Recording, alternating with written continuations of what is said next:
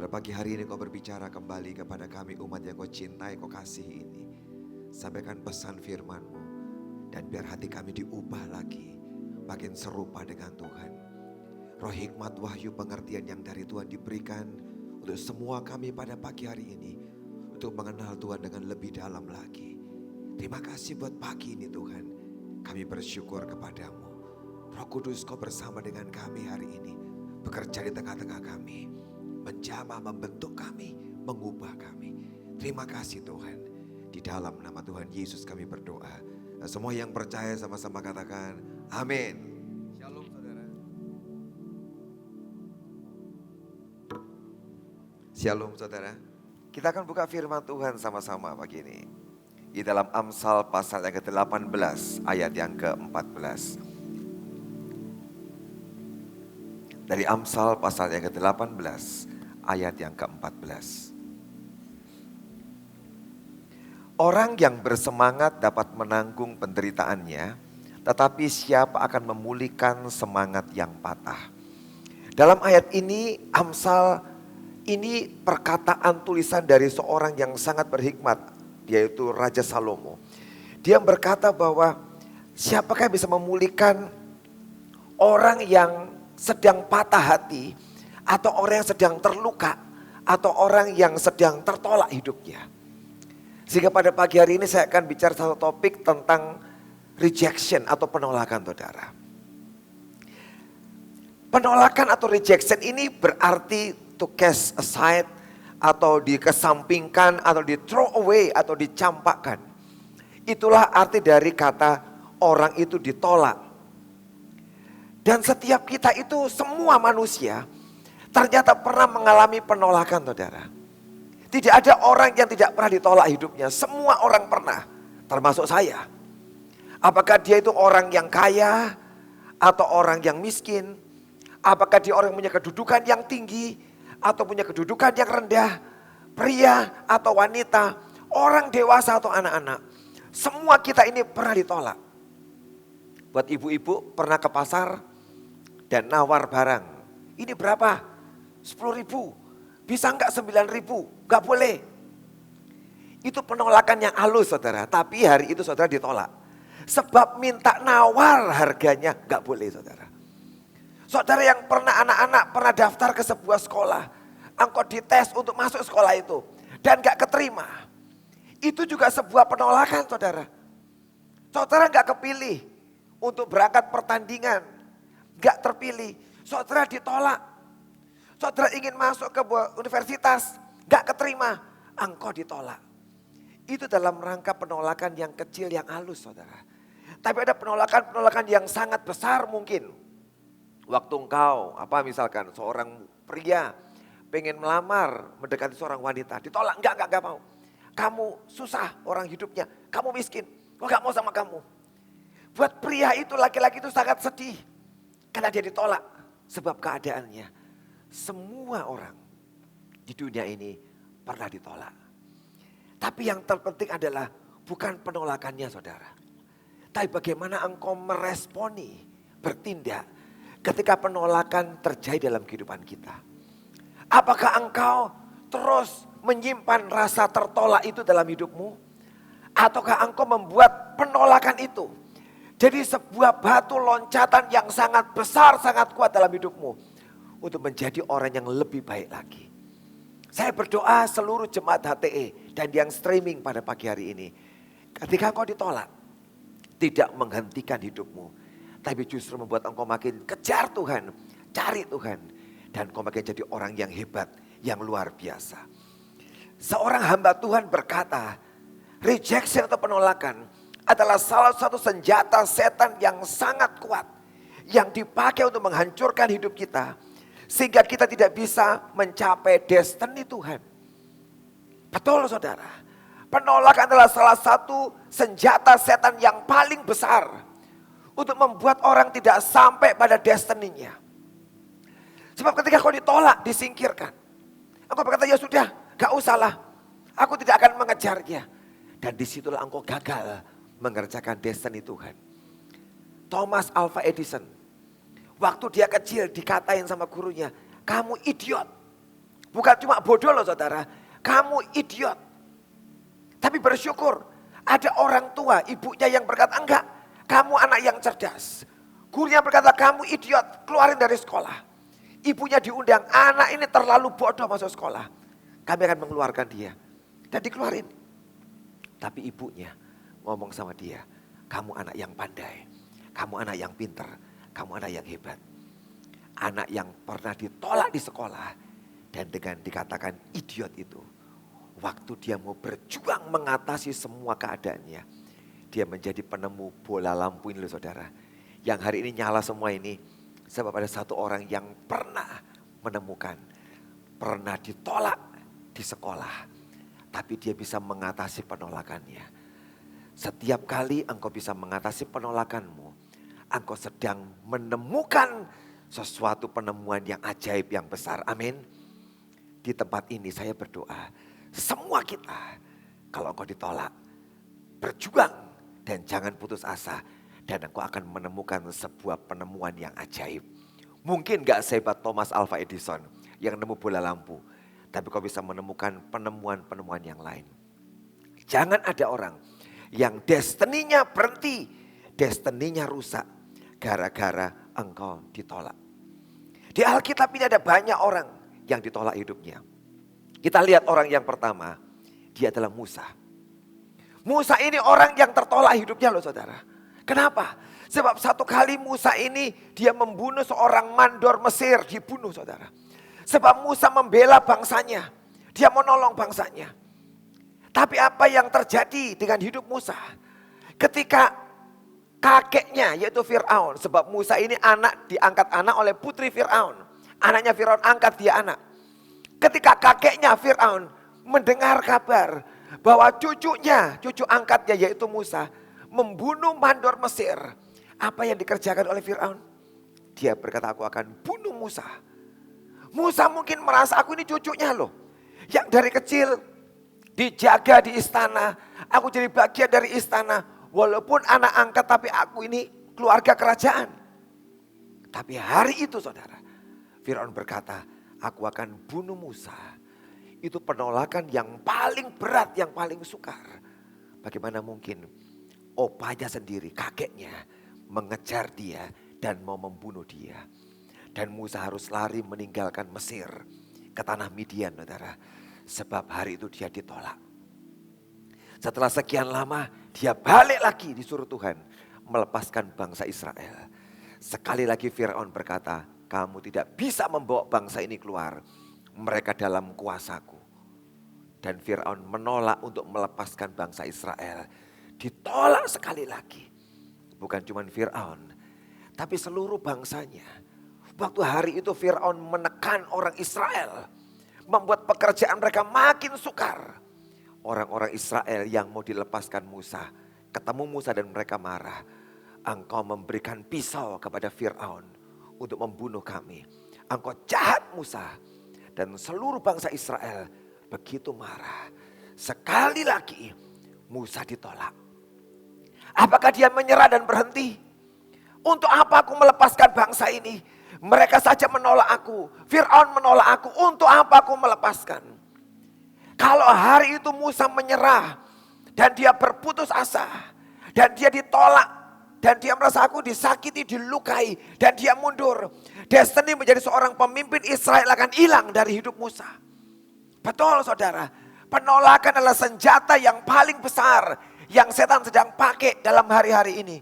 Untuk menghentikan begitu banyak destiny hidup saudara.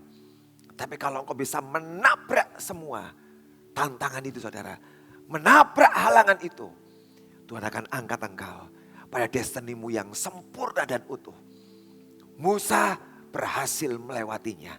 Dan dia menang saudara. Dia lolos. Dan dia bawa keluar bangsa itu. Sekalipun Fir'aun menolak dia. Tapi Tuhan buat perkara yang besar. 10 tulah dikerjakan. Membuat seluruh bangsa Israel terbuka matanya. Ada Tuhan menyertai Musa. Musa melewati tantangan ini. Dan dia menang saudara. Orang berikutnya adalah Yusuf. Yusuf ditolak saudara-saudaranya. Waktu dia mendapatkan mimpi. waktu dia dikasih bapaknya, seluruh saudaranya membenci dia, tidak suka dengan dia. Dan menjual Yusuf akhirnya ke Mesir, saudara. Yusuf sangat terluka hidupnya. Sebab hari itu dia dijual, dia ditolak oleh keluarganya. Gak berhenti sampai di situ. Waktu dia kerja di rumah Potifar, istri Potifar juga menuduh dia, menolak dia. Potifar memenjarakan dia, tertolak lagi. Sepertinya hari itu hidup Yusuf akan berhenti segala-galanya. Tapi Yusuf sekali lagi dia menang atas semua spirit penolakan dalam hidupnya. Dan dia berhasil melewati semuanya. Dan Tuhan angkat dia menjadi orang yang hebat di Mesir. Orang nomor 2. Saudara lihat, dari 2 contoh ini saja saudara. Engkau melihat tiap kali ada orang yang berhasil melewati, menabrak semua penolakan dalam hidupnya. Orang itu makin lompat tinggi naik ke atas. Hari ini tidak ada orang yang ditolak dan kau stop hidupmu dan berhenti dan berputus asa. Tapi terus terobos sampai kau diangkat Tuhan. Contoh ketiga, Daud saudara. Daud ini kurang apa? Dia ditolak oleh ayahnya yang pertama. Ketika satu kali Samuel datang tanya, mana anak-anakmu? Dia panggil seluruh anaknya kecuali Yakub yang dilupakan. Dia enggak dianggap. Itu pukulan buat Daud yang sangat besar. Hari itu saudara, mau diangkat jadi raja, mau diurapin. Hari itu dia ditolak sebenarnya oleh ayahnya. Gak usah dicari dia. Dia tidak layak, tidak pas jadi raja. Tapi tahukah saudara, Tuhan tetap mengejar orang itu. Daud ditolak ayahnya. Saudara-saudaranya menolak dia juga. Waktu dia datang ke medan perang, dia pengen bantu peperangan. Suruh pulang kamu, jangan mengganggu kami. Daud ditolak Saul dan dilempar tombak mau dibunuh. Daud juga ditolak istrinya Mikal waktu dia menari menyembah Tuhan. Ini orang mengalami begitu banyak penolakan. Tapi yang hebat, dia bisa menerobos semua penolakan itu. Sampai hidup orang ini menang dan dia menjadi hebat dan luar biasa. Paulus, dia ditolak oleh murid-murid Yesus ketika pertama kali dia bertobat. Murid Yesus gak salah kok saudara, menolak Pak Saulus. Karena hari itu Saulus menganiaya begitu banyak orang Kristen. Dan murid Yesus pasti takut. Ini mungkin mata-mata. Mungkin dia nyamar berpura-pura jadi orang Kristen. Semua takut dan menolak Paulus. Tidak ada yang mau terima Paulus di awal-awal pelayanannya. Kalau hari itu Paulus give up, putus asa dan berkata, ya udah, aku udah bertobat, ingin melayani Tuhan, tapi kok orang gak percaya sama aku, sama murid menolak aku, lebih baik aku balik hidupku yang lama. Hari itu habis hidup Paulus. Tapi orang ini saudara, dia tetap berjuang, sampai dia berhasil dipercaya oleh murid-murid Tuhan Yesus dan bisa kerjasama. Dia ditolak orang-orang Yahudi, dia dilemparin batu, dia dikejar-kejar, dia mau dibunuh, mengalami semua hal yang mengerikan dalam hidupnya. Tapi Paulus tidak give up. Jadi seorang rasul besar yang menulis begitu banyak belasan buku Alkitab ini. Dia tulis begitu banyak surat-surat dalam perjanjian baru. Sebab orang itu tidak menyerah dan tidak putus asa. Kalau kita ngomong yang lain lagi masih banyak. Ada Daniel, ada nabi-nabi yang lain, Yeremia, Yeskiel, seluruh nabi-nabi ditolak oleh bangsanya. Tapi mereka orang yang tetap berdiri dengan kuat. Dan orang yang terakhir, siapa saudara? Yesus Kristus. Dia ditolak orang-orang Yahudi. Dia ditolak dimanapun dia melayani, orang nyerang dia saudara. Orang-orang Yahudi yang tidak suka dengan dia. Keluarganya juga berkata, dia seperti orang gila. Tidak diakui oleh saudara-saudaranya saudara. Dia ditolak, disingkirkan. Matius 21 ayat 42. Matius 21 ayat ke-42. Tuhan Yesus berkata tentang pribadinya, dia berkata, kata Yesus kepada mereka, belum pernahkah kamu baca dalam Alkitab kitab suci, batu yang dibuang oleh tukang-tukang bangunan telah menjadi batu penjuru. Hal itu terjadi dari pihak Tuhan, suatu perbuatan ajaib di mata kita. Yesus ngomong, aku ini seperti batu yang dibuang tukang-tukang bangunan. Gak kepake. Ini batu yang gak ada gunanya. Tapi batu yang gak ada gunanya itu yang dibuang itu loh saudara. Yang ditolak itu. Itu adalah sebenarnya batu penjuru. Batu apa? Batu kalau bangun rumah zaman dulu yang dari batu itu saudara. Itu batu untuk ngunci supaya tidak roboh gerbang atau rumah. Ada batu satu yang dipasang di tengah-tengah untuk ngikat. Aku itu. Tapi dibuang, ditolak. Tapi dia tidak menyerah. Dia tetap mengerjakan bagiannya. Aku batu penjuru.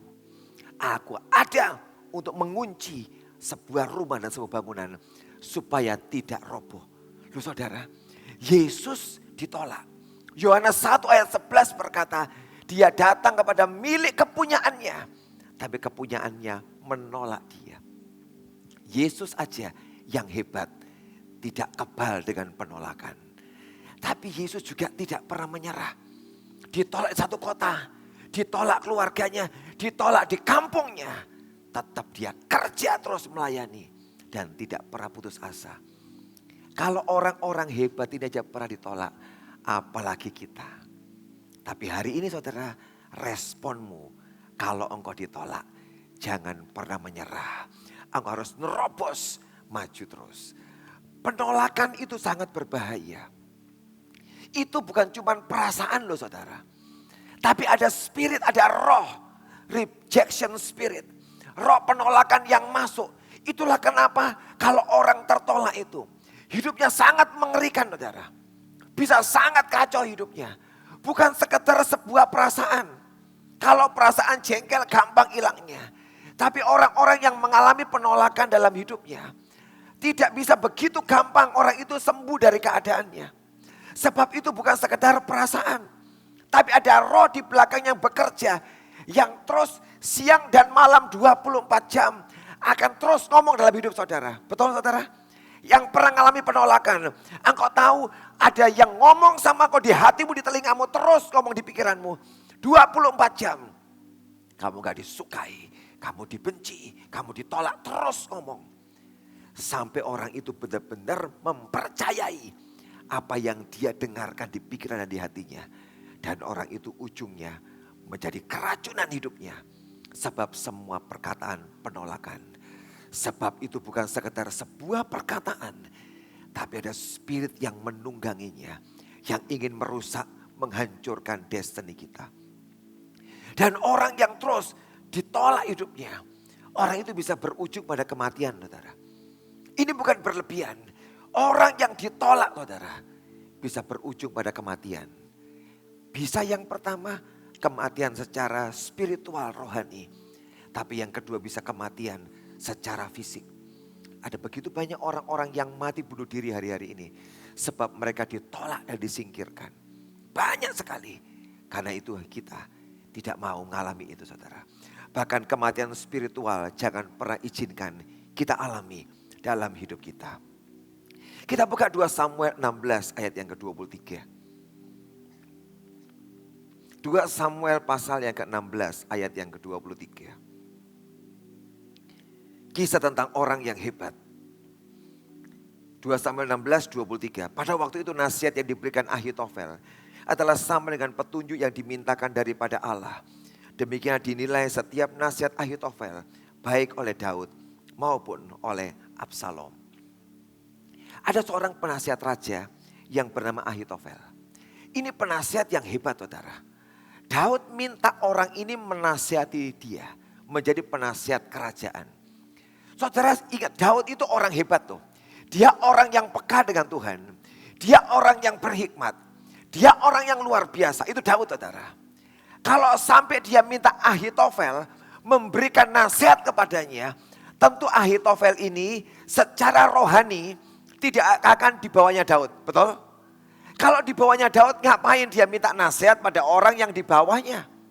Tentu Ahitofel secara rohani itu di atasnya Daud.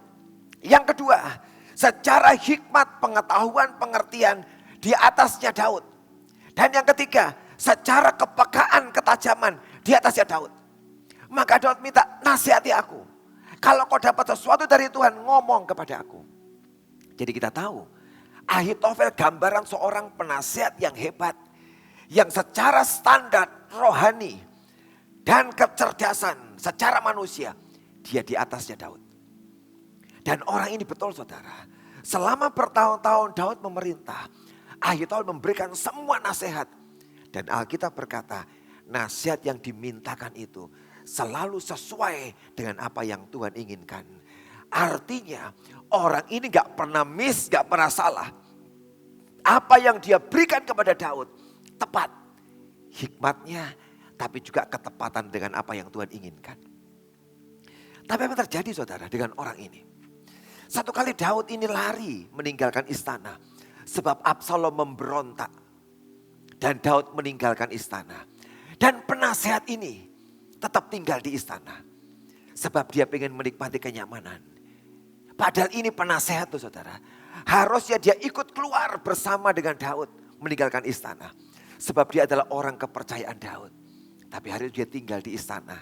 Dan dia tidak meninggalkan istana. Dan apa yang terjadi? Hari itu Absalom yang berontak minta nasihat. Maka dia cari Ahitofel. Sebab dia tahu ini orang hebat. Bertahun-tahun ayahnya minta nasihat dan selalu berhasil. Hari itu dia ngomong sama Ahitofel. Berikan nasihatmu. Bagaimana caranya aku membunuh ayahku? Beri nasihat. Dan hari itu Ahitofel berikan nasihatnya. Kita kirim pasukan. Kita kejar ayahmu. Kita kepung kotanya. Dan kita bisa tangkap dia. Tidak ada satupun yang lolos dari ayahmu dan pasukannya. Habisin semua. Hari itu nasihatnya bagus saudara. Tapi tiba-tiba gak tahu kenapa. Hari itu Absalom bisa minta orang kedua. Penasihat raja. Yang gak terlalu keren. Tidak terlalu beken pada hari itu. Yang hari itu mungkin penasihat. Tapi jarang dimintai pendapat. Bernama Husai. Husai ini sebenarnya lari bareng Daud. Tapi Daud ngomong, Husai jangan ikut aku. Kamu pulang ke istana. Jadilah mata-mata di sana. Kamu kirim kabar bagaimana keadaan istana. Dan penasihat raja yang bernama Husai balik ke istana. Ditanyai Husai, menurutmu pendapatmu bagaimana untuk menangkap ayahku? Husai berkata, yang disampaikan Ahitofel jangan dikerjakan. Sebab itu berbahaya nasihatnya. Ayahmu seperti beruang atau seperti singa yang hari ini sedang luka. Sebab diusir keluar. Dan dia akan waspada siang dan malam. Berjaga dengan semua pasukannya. Kalau engkau kirimkan pasukan ke sana dan menyerang dia, kita pasti kalah. Kalau sampai kita kalah, itu akan sangat memalukan buat kerajaanmu Absalom. Jangan dikerjakan. Dan orang berkata, kali ini nasihat Ahitofel jelek. Yang bagus adalah nasihat dari Husai. Saudara tahu, tiba-tiba orang yang hebat ini saudara. Yang selama ini punya kerohanian yang sangat bagus. Penuh hikmat dan hebat hidupnya. Waktu dia mendengar orang berkata, nasihat Ahitofel jelek hari ini. Jangan diterima, terima Husai. Ada roh penolakan yang menyerang Ahitofel hari itu.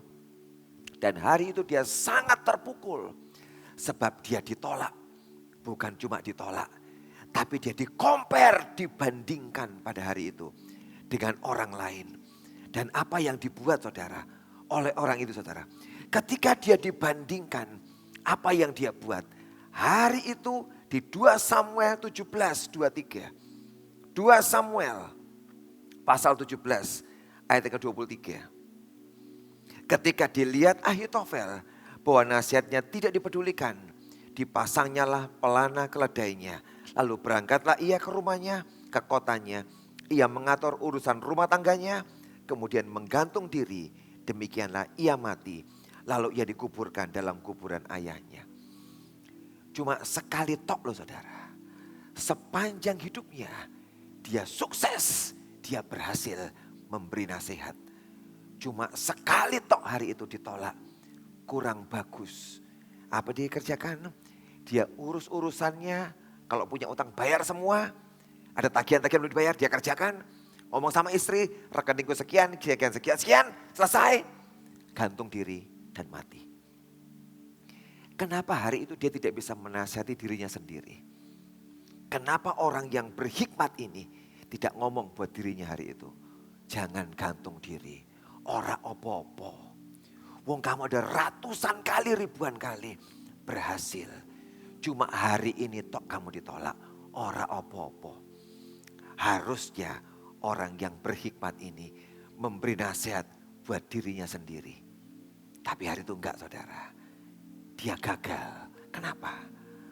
Roh penolakan masuk sangat kuat dan berkata, Ahitofel, kamu tidak dipakai lagi. Ahitofel, kamu enggak dipakai lagi.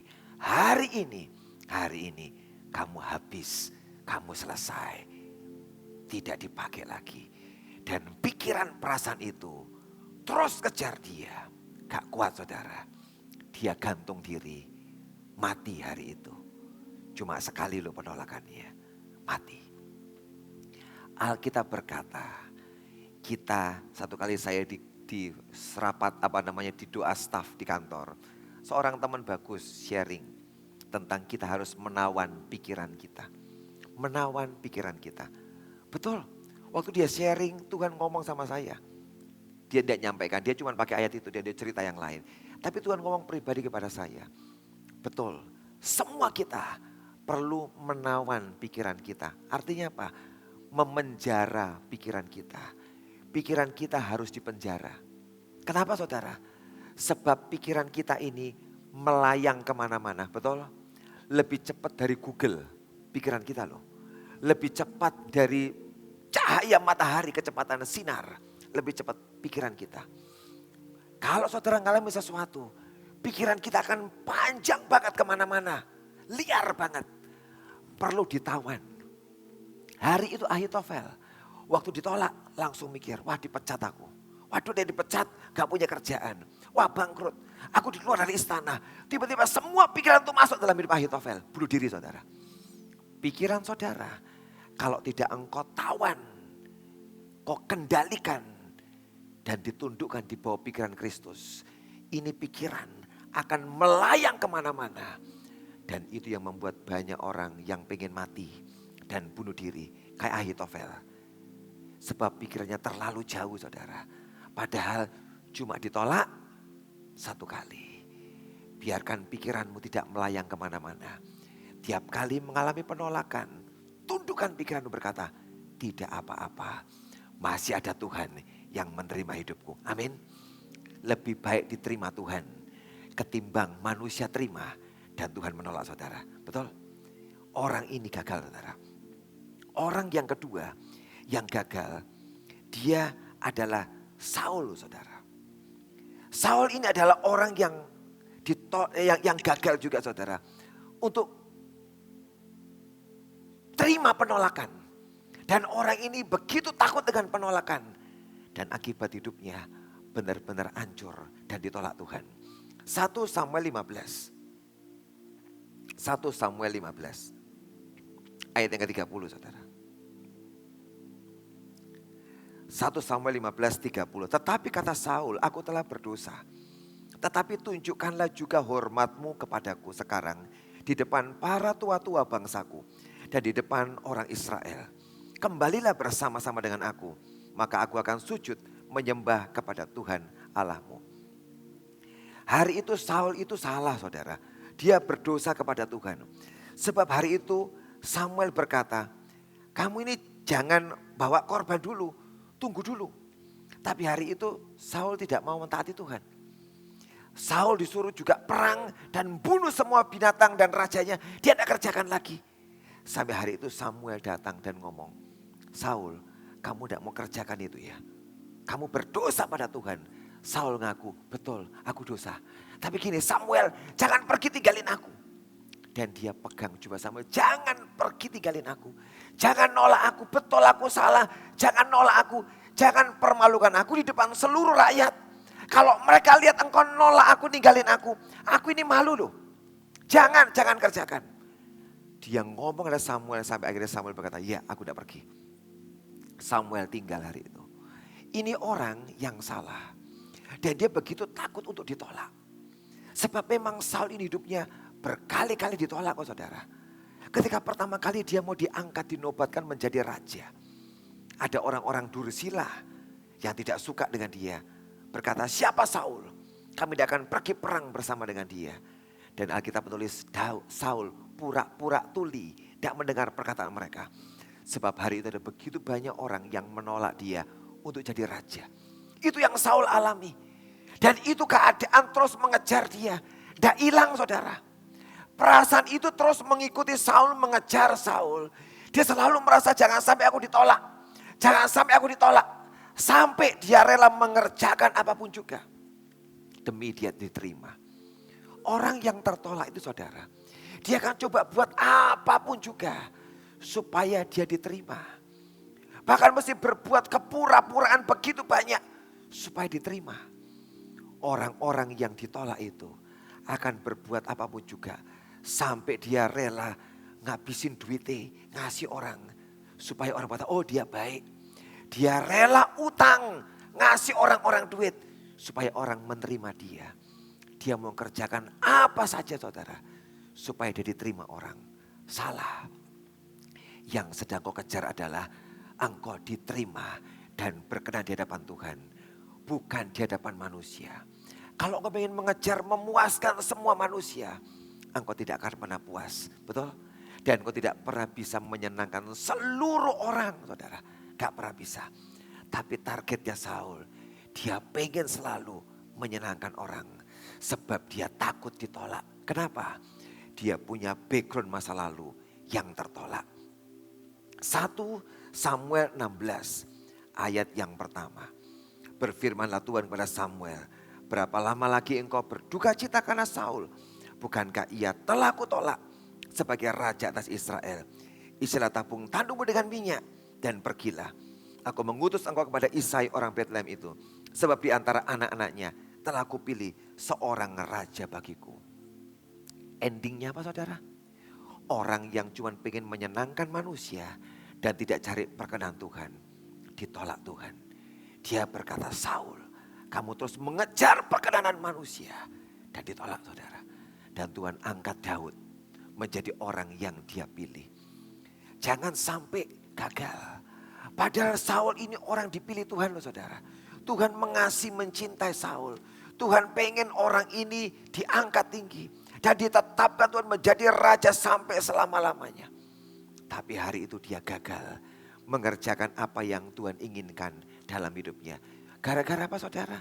Satu hal, dia takut ditolak.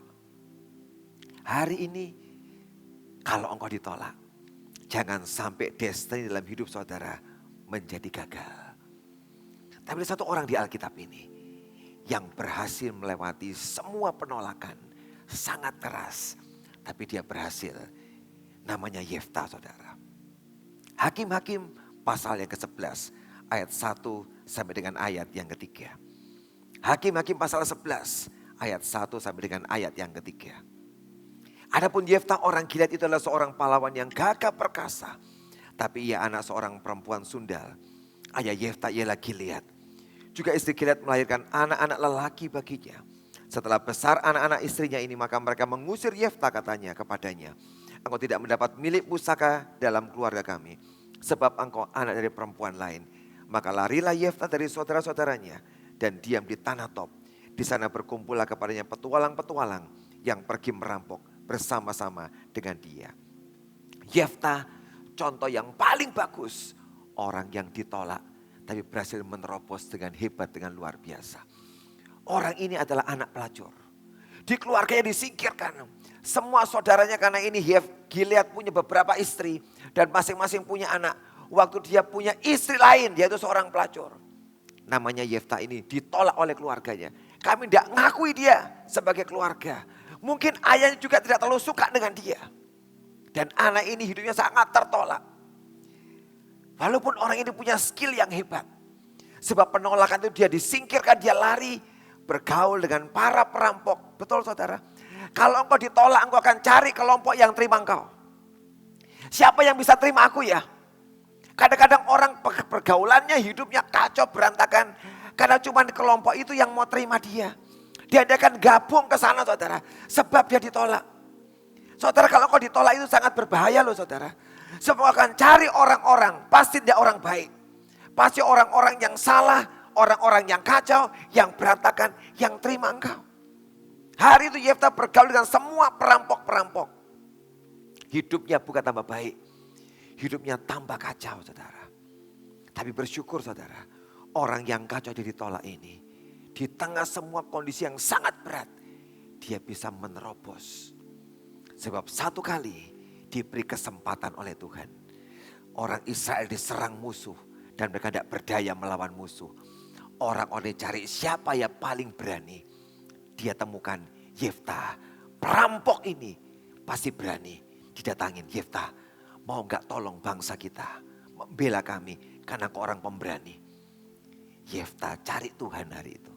Dia doa, Tuhan aku mau membela bangsaku. Dan Tuhan ngomong banyak pada Yefta. Dan dia berdiri membela bangsanya hari itu. Dan hidup orang itu dia menang. Dan Yefta diangkat menjadi hakim atas orang Israel. Dari orang yang ditolak, disingkirkan. Tapi dia ketemu Tuhan. Diubah hidupnya menjadi baru. Dan diangkat menjadi hakim atas orang Israel. Dia dari perampok, dari preman, orang yang jahat. Duduk di kursi kemuliaan. Seluruh bangsa datang pada Yefta dan menanyakan persoalannya. Kami punya masalah, tolong kami. Dan hari itu Yefta yang menghakimi mereka, memberikan jalan keluar. Saudara bisa membayangkan dari orang yang tertolak, yang kacau hidupnya. Dia jumpa Tuhan, bertanya pada Tuhan dan diangkat tinggi. Itu sebuah siklus yang terus berjalan. Ingat saudara, kalau engkau ditolak, engkau berhasil mengatasi penolakanmu, engkau diangkat tinggi. Itu siklus yang terus berputar. Tapi kalau engkau ditolak, engkau pahit, engkau kecewa, engkau akan jatuh menjadi sangat buruk. Itu juga satu siklus. Siklus yang mana yang sedang kau pilih saudara? Ditolak, engkau terobos dan engkau diangkat. Atau ditolak, engkau pahit, gagal dan engkau jatuh. Pilihlah siklus yang pertama. Ditolak, tapi endingnya kau diangkat tinggi oleh Tuhan. Amin. Itu sudah muter terus saudara. Sudah normal perputarannya. Bagian kita masuk dalam lingkaran itu saudara. Sebab kepahitan itu dalam hidup kita sekali lagi membunuh destiny kita. Kepahitan, penolakan. Tapi juga penolakan itu seperti sebuah infeksi yang harus disembuhkan. Pernah mengalami infeksi saudara? Luka ya, tidak diobati. Kena kuman bakteri. Apa yang terjadi? Akan keluar nanahnya, betul? Tidak kering lukanya karena infeksi, bengkak. Tidak diobati. Bagaimana cara menyembuhkan luka? Enggak ada cara lain. Mesti dibersihkan saudara. Dikasih alkohol, dikasih obat. Sampai luka itu sembuh. Kalau penolakan dalam hidup saudara kau biarkan saudara. Membawa infeksi dalam hidupmu. Menimbulkan masalah yang lebih besar lagi. Sebab hidupmu terinfeksi. Gak ada cara lain. Mesti dibersihkan. Waktu luka dibersihkan. Dikasih alkohol. Perih gak? Sakit. Tapi sakit yang kedua itu. Untuk memperbaiki. Menyembuhkan semua infeksi dalam hidup saudara. Supaya engkau dipulihkan.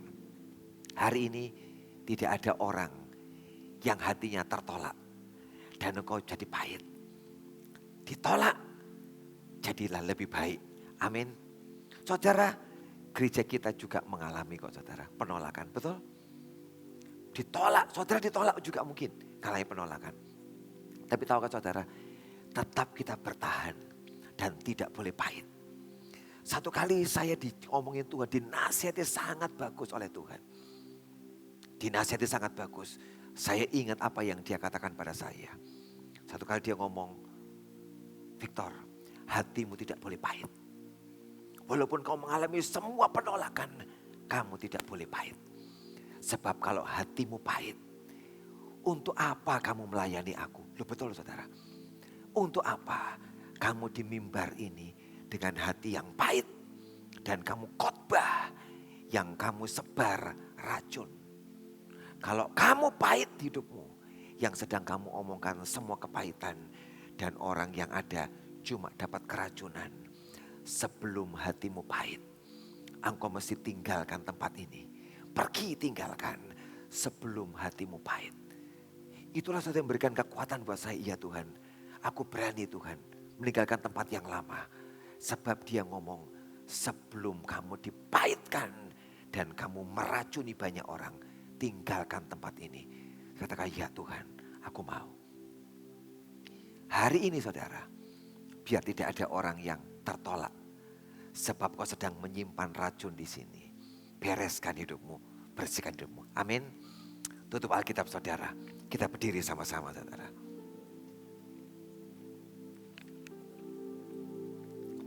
Saya minta sebuah gambar bagus. Sila berdiri sama-sama. Ada dua pohon yang saya minta diambilkan gambarnya di sini saudara.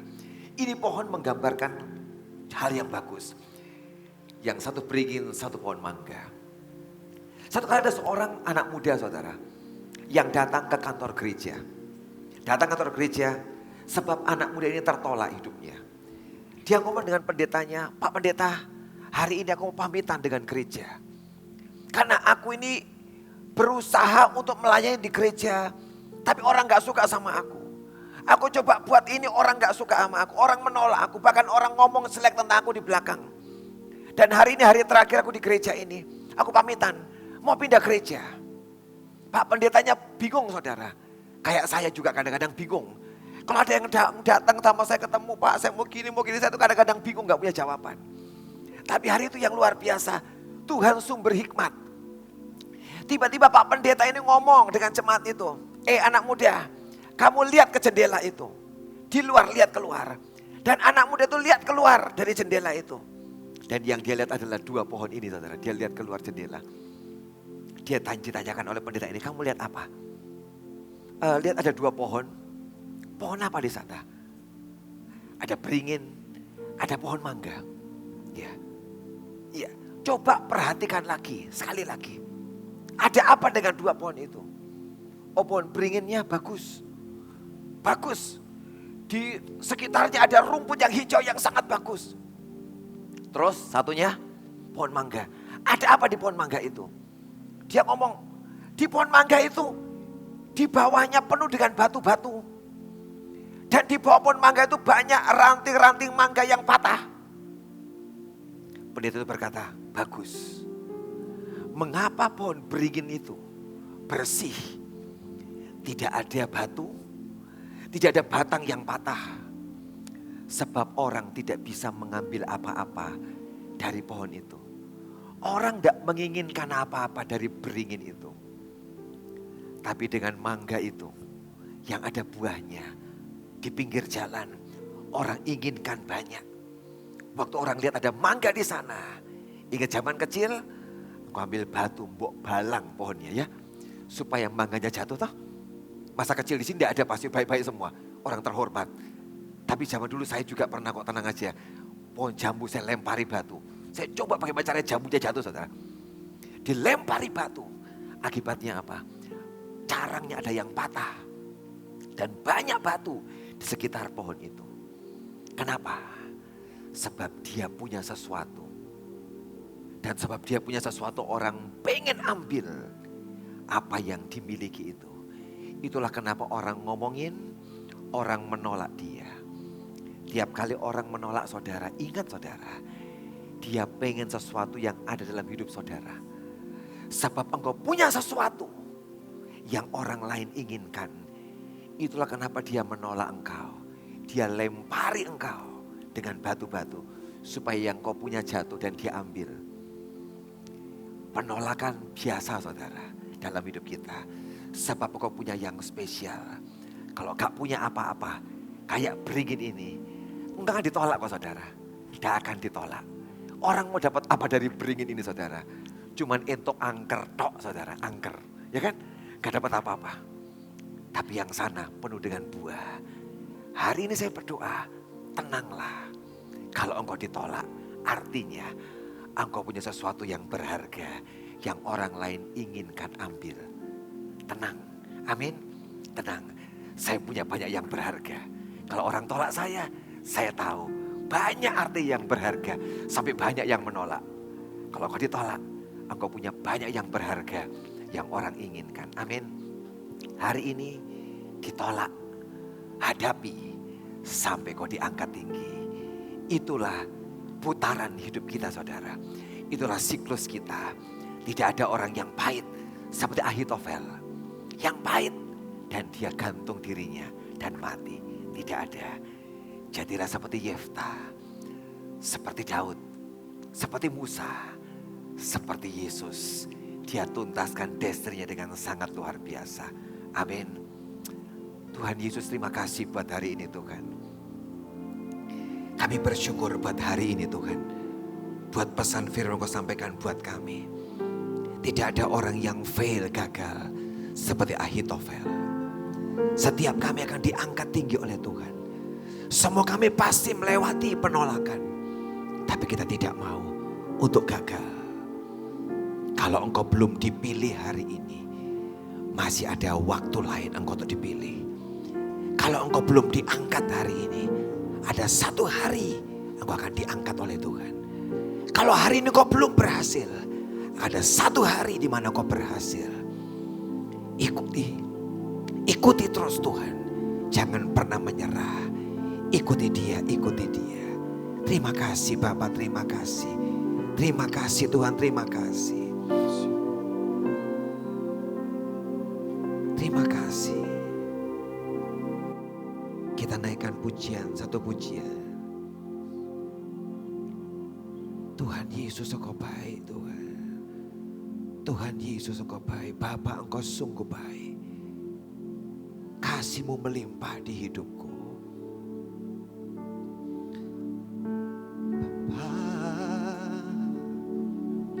Engkau sungguh baik, kasih-Mu melimpah di hidupku.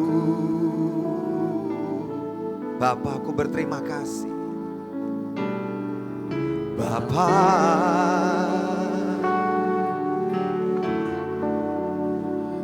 ku berterima kasih berkat-Mu, berkat-Mu hari ini yang Kau sediakan bagiku. Bapa, Engkau sungguh baik. Bapa, Engkau sungguh baik. Engkau sungguh baik. Kasih-Mu melimpah, kasih-Mu melimpah di hidupku, di hidupku. Bapa, Bapa, ku berterima kasih. Ku berterima kasih. Berkat-Mu hari ini yang Kau sediakan bagiku. Mari sama-sama katakan. Ku naikkan syukurku buat hari yang Kau beri. Takkan bisa-bisa kasih dan rahmat-Mu lalu baru selalu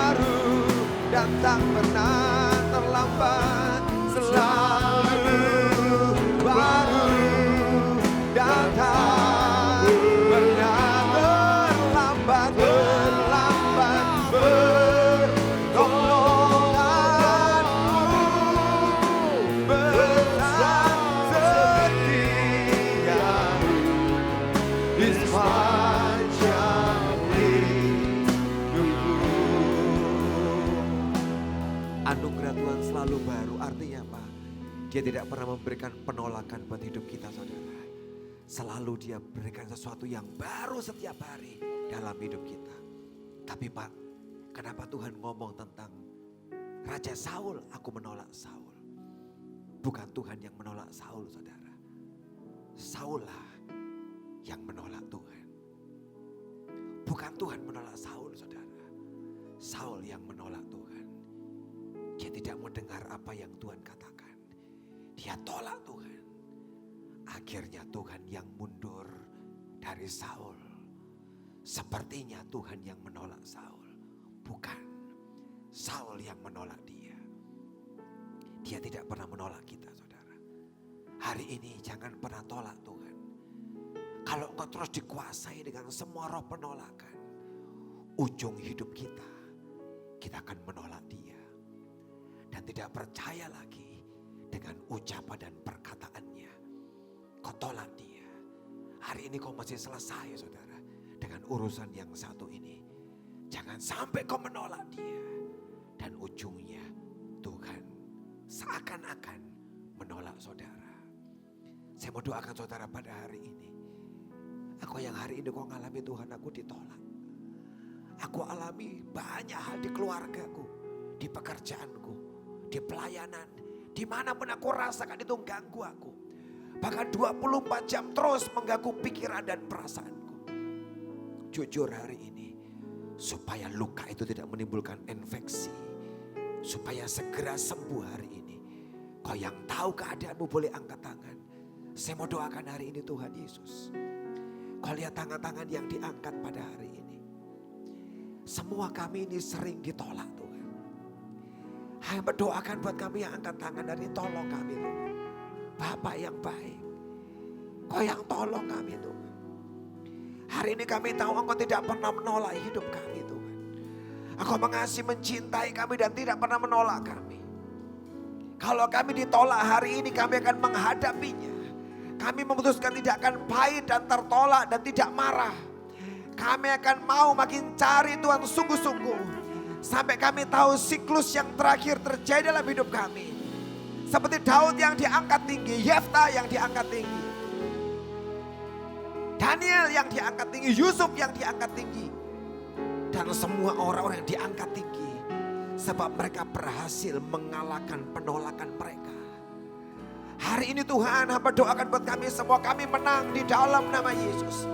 Hidup kami akan menang hari ini Tuhan. Di dalam nama Yesus kami menang, kami menang, kami menang di dalam nama Yesus. Semua spirit of rejection dicabut keluar dari hati kami dalam nama Yesus. Di dalam nama Yesus dicabut dari hidup kami. Mungkin sejak kami lahir, kami ditolak di keluarga kami cabut. Yang terus menghantui, mengejar kami. Terus spirit rejection yang menghantui kami, mengejar kami. Di dalam nama Yesus tinggalkan hidup kami dan keluarga kami. Lepas dalam nama Yesus. Dalam nama Yesus anugerah-Mu selalu baru.